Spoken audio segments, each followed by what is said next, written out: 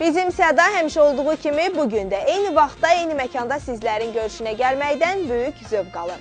Əgər məlumatınızın bol, dünya görüşünüzün çox olmasını istəyirsinizsə, onda başladıq.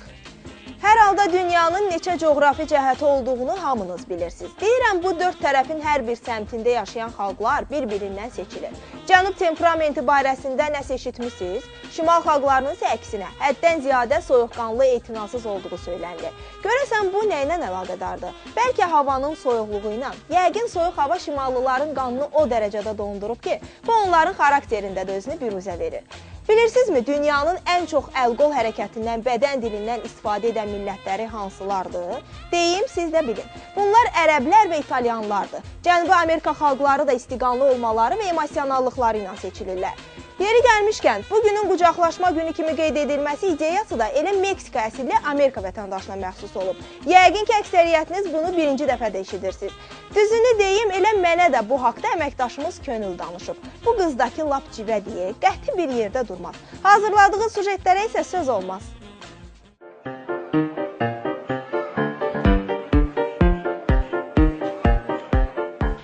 Yanvar bütün dünyada qeyri-adi bir gün hesab olunur. Çünki bu tarixdə digər günlərdən fərqli olaraq hər kəs mehriban olur. Niyə? Çox bəsit. Axı bu gün beynəlxalq qucaqlaşma günüdür. Juan adlı bir gənc təyyarədən yerə inərkən hamının qucaqlaşdığını görüb onlara qibtə eləməyə başlayır. Və bu an onun ağlına bir ideya gəlir. O qələmi əlinə alıb yazır. Free hug, yəni təmənnasız qucaqlaşaq.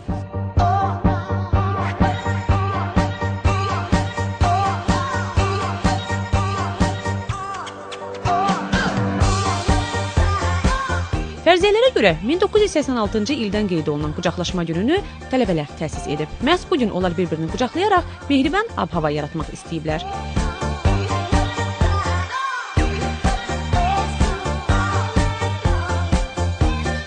Ayın 21-i bilmirsiniz nə gündür? Yox. Yenilik ki, birinci dəfə eşidirəm. Yeni olmasaydı eşitərdim yəqin ki. Ayın 21-i beynəlxalq qucaqlaşma günüdür. Bundan sonra biləcəm ki, ayın 21-i beynəlxalq qucaqlaşma günüdür. Bugün dostumu qucaqladım. Mən birinci dəfə də eşidirəm hələ. Göründüyü kimi, qucaqlaşma gününün mövcudluğu haqqında məlumatı olanlar azdır. Maraqlıdır. Bəs görəsən bu günü niyə qeyd etməyə başlayıblar?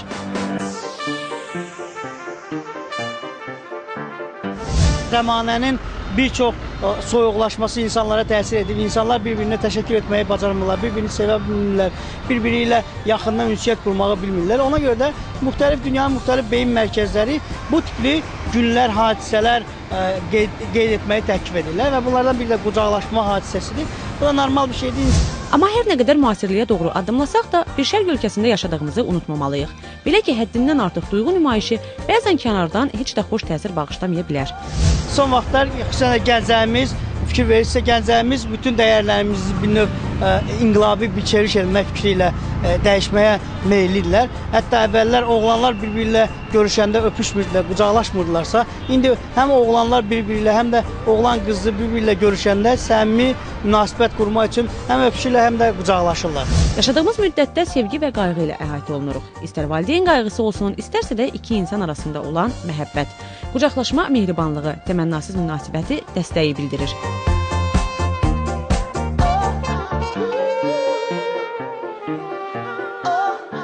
Vaxtaşırı yaxınlarımıza, əzizlərimizə və dostlarımıza öz sevgimizi isbat etmək üçün onları qollarımızın arasına alırıq. Qucaqlayırıq ki, öz həqiqi sevgimizi göstərə bilək.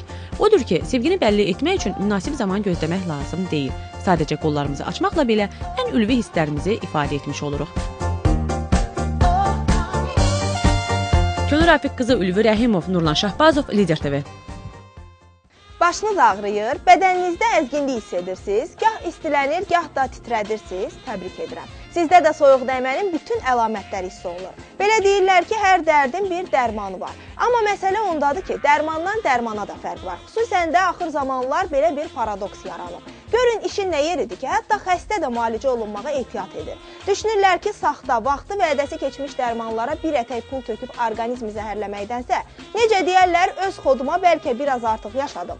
Bu minvalla da bıçaq gəlib ta sümüyə dirənənə kimi dözməli olurlar. Onu da deyim ki, belə düşüncələrə görə kimisə qınamağı heç haqqımız da yoxdur. Çünki bu məsələyə hər kəs öz prizmasından baxır.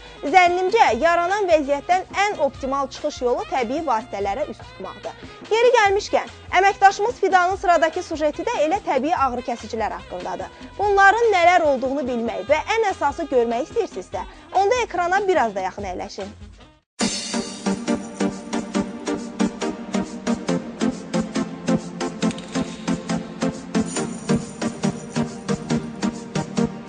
Adətən naxoşladığımızda ağlımıza gələn ilk fikir ağrı-kəsici dərman qəbul etmək olur. Xüsusən də başımız, dişimiz və ya belimiz ağrıyanda. Ancaq son araşdırmalara görə bəzi qidaların ağrı-kəsici rolunu oynadığı sübut edilib. Həmin qidalar hansılardır bilmək istəyirsinizsə diqqət ekranlara.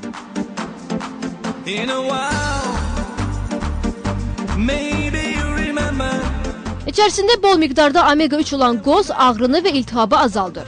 Badam da içindəki maqnezium sayəsində damarları rahatladır, miqren və baş ağrılarını yox edir. Qarpız mövsümü olmasa da yadınızda qalsın, bədəndəki mayyəni tənzimləyən qarpız baş ağrısını aradan qaldıran qidaların başında gəlir. Kalsium qaynağı olan qatıq da baş ağrı çarələrindəndir.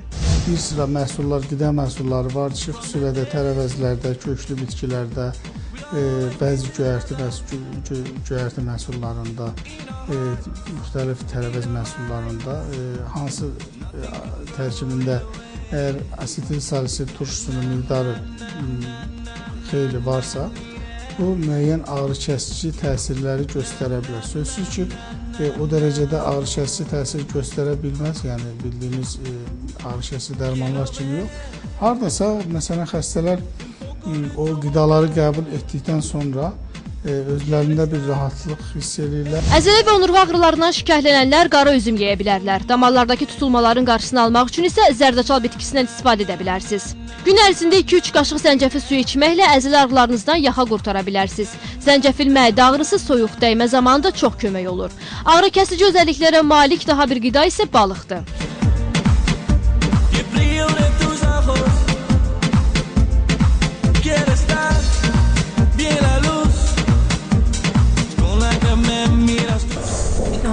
Sənə öz pisirirsən? Hə, günün yaman başım ağrıyır. Dərman verir? Yox, dərman içmək istəmirəm. Onda sənə bir qəhvə düzəldir.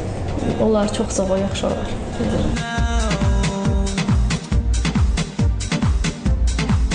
Qəhvənin içindəki kofein damarları daraldaraq baş ağrısını kəsir. Gündə 2 fincan qəhvə içən adamın ağrıları 48% azalır.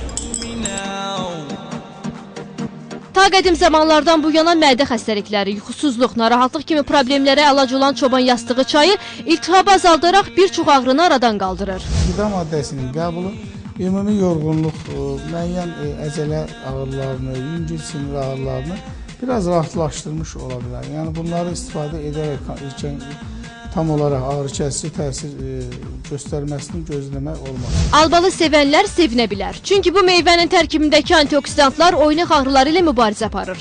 Tədqiqatlar zamanı albalının əzələ ağrılarını aradan qaldırdığı məlum olub. Buna görə də gün ərzində bir stəkan albalı suyu içmək və ya bir qab albalı yemək lazımdır. Başınız ağrıyır olub ki, dərman içməyə siz təbii qidalardan qəbul eləyəsiniz. Ağrı kəsən hansılardır? Məsəl üçün, davleniya düşəndə şərbət içirəm. Köməkli eləyir. Darçın, zəncəfil. Çox gözəldirlər. Nanə. Hansı? Nanə. İstifadə eləmirsən özün? Hə.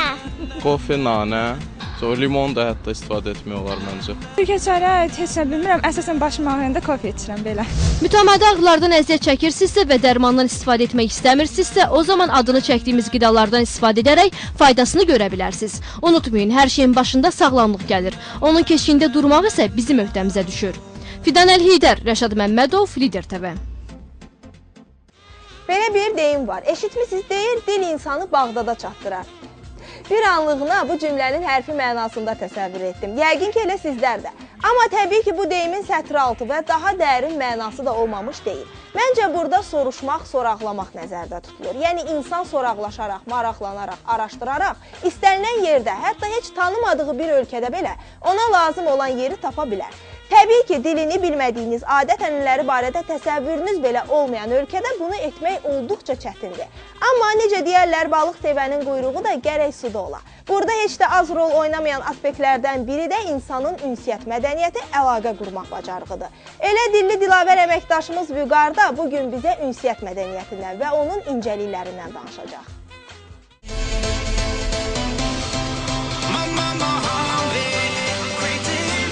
Normal ünsiyyət qurmaq üçün ünsiyyət mədəniyyətinə sahib olmaq vacibdir. Bu isə bizdə birdən-birə formalaşa bilməz. Bəs ünsiyyət mədəniyyətini formalaşdırmaq üçün nə etmək lazımdır? Ünsiyyət mədəniyyəti nə deməkdir? Ünsiyyət mədəniyyəti odur ki, insanlarla ünsiyyət qurmaq lazımdır, yəni mehriban olmaq lazımdır. Hər bir insan birinci tanış olduğu insanla düzgün mehriban ünsiyyət qurmalıdır. Bir insanla münasibət yarada bilirsə də, bu insanın bir-birinə qarşı hörmətidir, danışıq qabiliyyətidir. Ünsiyyət mədəniyyəti iki insan qarşılıqlı bir-birini dinləyərək biricəni başa düşür. Tam sonda hər ikisi də öz fikirlərini bildirirlər. Həm özün, həm də ki, qarşındakı insan danışarkən öz sözlərinə fikir verməlisən, öz ünsiyyətinə fikir verməlisən. Ünsiyyət mədəniyyəti insanın ümumi mədəniyyətinin əsas göstəricisidir. Onun qəbul olunan əsas prinsipləri isə dəqiqlik, aydınlıq, nitq təmizliyi, ifadəli və özünü ifadə etmə bacarığıdır. Bu prinsiplərə hər birimiz riayət etməliyik. Ünsiyyət mədəniyyəti təkcə söhbət etmək deyil, həm də həmsöhbəti dinləmək, onu başa düşməkdir. Hər hansı bir şəxs istər işə düzələndə, istər təhsil alanda, istər belə deyək, ailə, sosial məsələlərdə, eyni zamanda liderlik baxımından, karyera baxımından ünsiyyətdən çox ciddi, lazımlı məqamlarda istifadə etməlidir. Bəzən bir nəfərlə, iki nəfərlə ünsiyyət qura bilməyən, təmas qura bilməyən sabah liderlik eləyə bilməz və yaxud hər hansı bir müəssisədə rəhbər ola bilməz. Ona görə də insana əlbəttə ki, normal ünsiyyət mədəniyyəti mütləq lazımdır. Ünsiyyət mədəniyyətində insanları tanımaq, onların xasiyyətinə bələd olmaq, hərəkətlərinə hörmətlə yanaşmaq kimi amillər yer alır. Ətrafdakıların davranışlarına düzgün və emosional cavab vermək və danışdığımız zaman öz fərdi xüsusiyyətlərimizdən istifadə etmək də danışıq mədəniyyətinin bir qoludur. Səs tembrimiz astadan olmalıdır. Biz qarşımızdakını başa düşdüyümüzü ona çatdırmalıyıq ki, yəni bunlar hamısı da ünsiyyətdən başlanır. Ünsiyyətə girməyin yolları yəni çoxdur. Psixologiyada bir elm kimi də var, belə də. İndi biz baxırıq insanın tipinə, gələn insanın necə xasiyyətli olmağına, bizim ilk qapını açıb içəri girəndə hansı tipdə insandır, necədir, biz bununla necə ünsiyyətə girə bilərik ki, hansısa nailiyyət əldə eləyək. Yəni dediyim kimi biz insanın öz tipinə uyğun olaraq onlarla ünsiyyət qururuq. Ünsiyyət mədəniyyəti özündə insanın müəyyən xarakter əlamətlərini cəmləyir. Bura hörmət, tolerantlıq, səmimilik və səbirlik aiddir.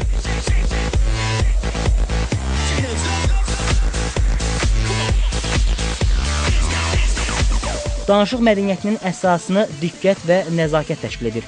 Çünki insanın bu iki xarakteri ona situasiyalarına asılı olaraq bəzi davranış və ədəb qaydalarına riayət etməyə çağırır. Davranış və belə deyək, nəzakət qaydalarına mütləq riayət etmək lazımdır. Ətrafdakı və yaxud ünsiyyətdə olduğun insana hörmətlə yanaşmaq lazımdır. Ona məhz bir şəxsiyyət kimi yanaşmaq lazımdır. Başqalarının ona hansı münasibət bəsləməyindən asılı olmayaraq, siz qarşıda olan hər bir insana bir hörmətlə, sayğı ilə, biraz da lazım olsa məhəbbətlə yanaşmalısınız. Çünki bu olmayanda konfliktdə olur, bu olmayanda bütün insanlar gərginlikdə olur və bu psixoloji gərginliyi də istər-istəməz cəmiyyətin özünə böyük problemlər yaradır. Ünsiyyət mədəniyyətinin vacib bir tələbi isə kimdənsə üzyumşaqlıq gözləməyimizdir. Və təəssüflər olsun ki, biz özümüz də çox vaxt buna əməl etmirik.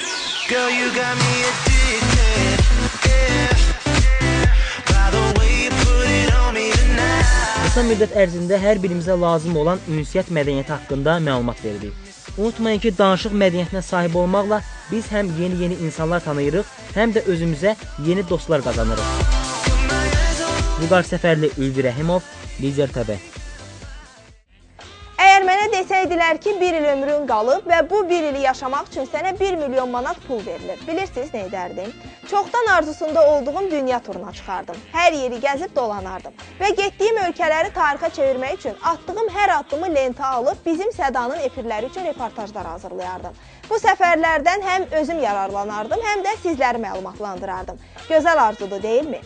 Amma hərdən elə də olur ki, getmək istədiyin ölkə, gəzmək istədiyin şəhər özü sənin yaşadığın ünvana gəlir. Yox, mən xəyallardan və yaxud da röyalardan danışmıram, faktdan danışıram. Hansı ki, artıq bu yuxulara və təsəvvürlərə ehtiyac yoxdur. Çünki bəzən arzuladıqların düz gözünün qabağındaca gerçəkliyə çevrilir. Necə?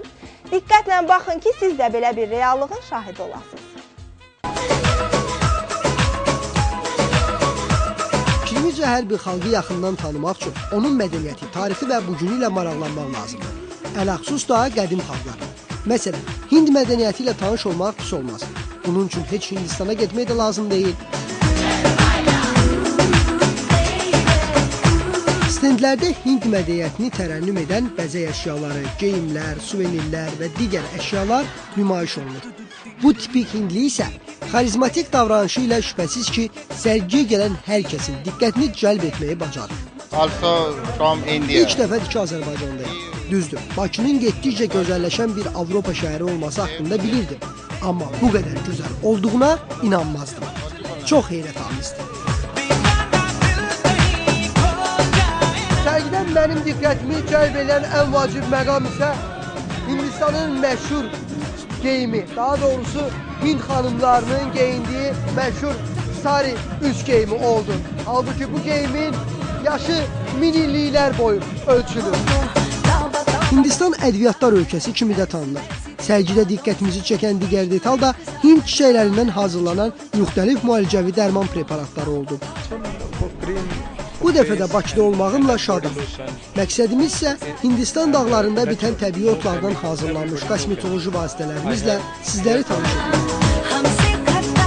Burada isə Hindistanlı xanım insanların əllərinə müxtəlif cür naxışlar vurur. Bu növ tatu işləməsi edir. İndi mən də xahiş edəcəm, mənim üçün nə seçəcəksin. Özüm əqrəb burcum, istəyərdim ki, əqrəb olsun.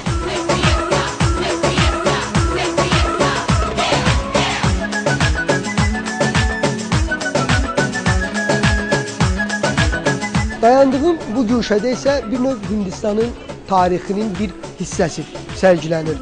Elə gördüyümüz qədəhlər də, suvenir çıraq da, quşlar, gül qabı, hətta bu balaca fil belə bir növ bütün bunların hamısı Hindistan gümüşündən hazırlanır. Təmiz Hindistan gümüşündən.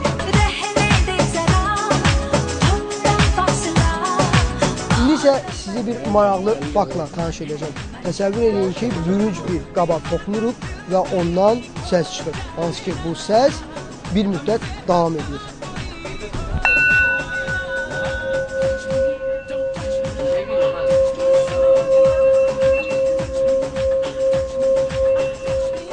Sərgiyə gələn insanlar nəinki Hindistan mədəniyyəti ilə tanış olurlar və eyni zamanda dünya şöhrətli məşhur Hind musiqisinin sədaları altında Hindistan rəqslərini də izləyə bilirlər.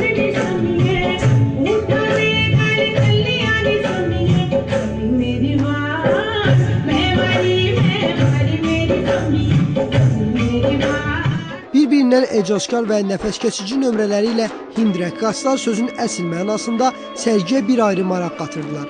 Elə ona görə də tamaşaçılar bu ifalara biganə qala bilməyib rəqslərə qoşuldular.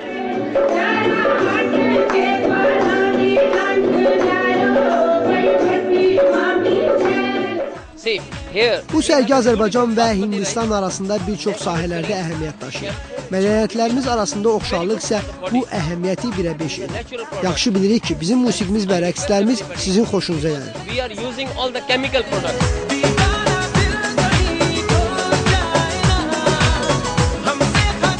Sərgidə Hindistandan 39 sahə üzrə 80 sahibkar iştirak edir. Sizin nə vaxtsa könlünüzdən Hindistan mədəniyyəti ilə tanış olmaq keçsə, heç də əziyyət çəkib Hindistana getməyə ehtiyac yoxdur. Məlumat üçün bildirək ki, bu cür sərgilər hələ bir neçə dəfə təşkil olunacaq. Adil Rasimoğlu, Rüfət Əliyev, Lider TV. Bax belə, bir ölkə haqqında da Adilin sayəsində məlumat bazamızı genişləndirə bildik. Təbii ki, vüqardan öyrəndiyimiz ünsiyyət mədəniyyəti də vacib məsələlərdəndir. Yox, hələ sözümü bitirmirəm. Bir tövsiyəm daha var. Hər ehtimala cibinizdə, çantanızda mütləq təbii ağrı kəsicilər saxlayın ki, qucaqlaşma günü könül sizin qarşınıza çıxıb qol qabırğanızı sındıranda bu təbii vasitələr sizin dadınıza çata bilsin. Bizdən bu qədər. Sağ olun, salamat qalın. Zapisi ver, başlayın. Necə deyərlər? 4 dəfə oldu, 5 duji. Başlayım. Bəs niyə demirsən? Bəs mənə niyə demirsiz? Başlayım. Bəs xəbər elə də. Başınız ağrıyır. Bu səfərlərdən həm özüm yararlanardım, həm də sizləri məlumatlandırardım.